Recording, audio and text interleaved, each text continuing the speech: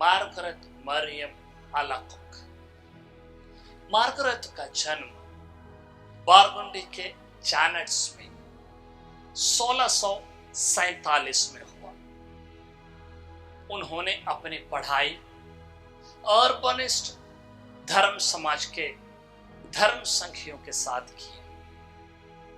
उनके साथ रहते समय वहां के वातावरण और उन धर्म बहनों के चाल चलन उन्हें बहुत अच्छा लगा और ये उन्हें अच्छा लगा।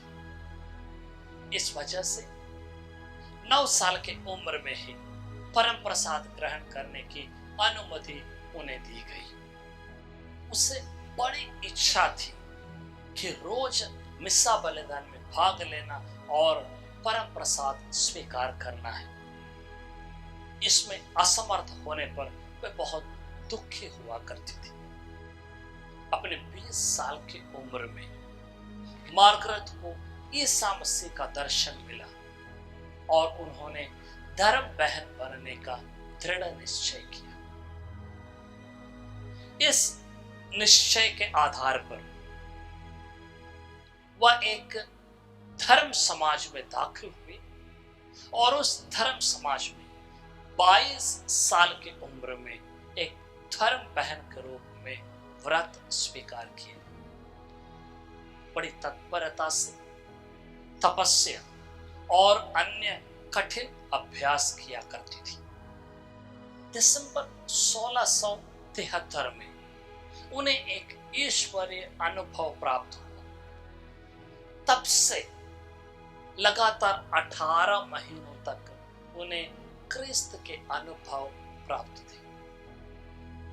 इन दर्शनों के दौरान, इन ईश्वरीय अनुभवों के दौरान प्रभु ने उन्हें निमंत्रण दिया अपने साथ अंतिम प्यालू में बैठे योहन की तरह बैठने के लिए। इन दर्शनों के दौरान एक बार ईसा मसीह अपने हृदय खोलकर मार्गरेट को दिखाया कि उसका हृदय कितना मानवीय हृदय है। मसीह ने मार्गरेट से आग्रह किया कि हर महीने के पहले बृहस्पतिवार रात 11 बजे 1 घंटे का समय वो मसीह के सामने बिताए। इन ईश्वरीय अनुभवों को मार्गरेट के कल्पना समझकर उनके अधिकारी ने उन्हें फटकारा। एकाएक मार्गरेट की तबीयत खराब हो गई। उनके अधिकारियों ने समझा कि मार्गरेट सही कह रही थी। उन्होंने यीश समाज के एक पुरोहित और बेनेडिक्टाइन धर्म समाज के एक पुरोहित दोनों को बुलाया ताकि वे मार्गरेट के इन कहानियों को सुने, उनकी वास्तविकता को जाने।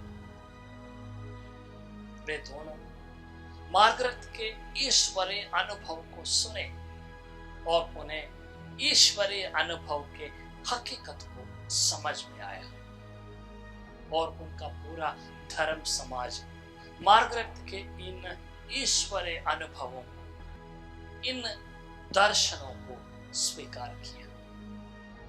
बहुत बीमार होकर 17 अक्टूबर 1690 में उनका देहांत हुआ। सन 1920 में उन्हें संत घोषित किया गया। ईसा मसीह के अति पवित्र हृदय के प्रति उनके भक्ति के कारण उन्हें पवित्र हृदय के संत के नाम से भी पुकारे जाते हैं। संत मार्गरेट मरियम अलाकोक पोलियो से पीड़ित रोगियों, पवित्र हृदय के भक्तों एवं माता पिता खोए हुए लोगों के संरक्षक संत माने जाते हैं।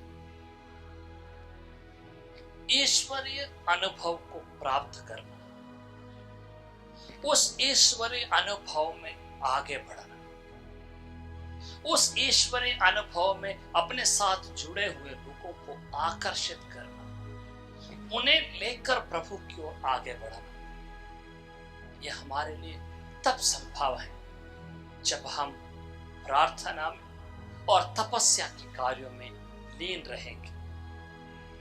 हम इस महान संत के मध्यस्थता से ईश्वर से प्रार्थना करें कि हमें प्रभु ईश्वरीय अनुभव प्रदान करे।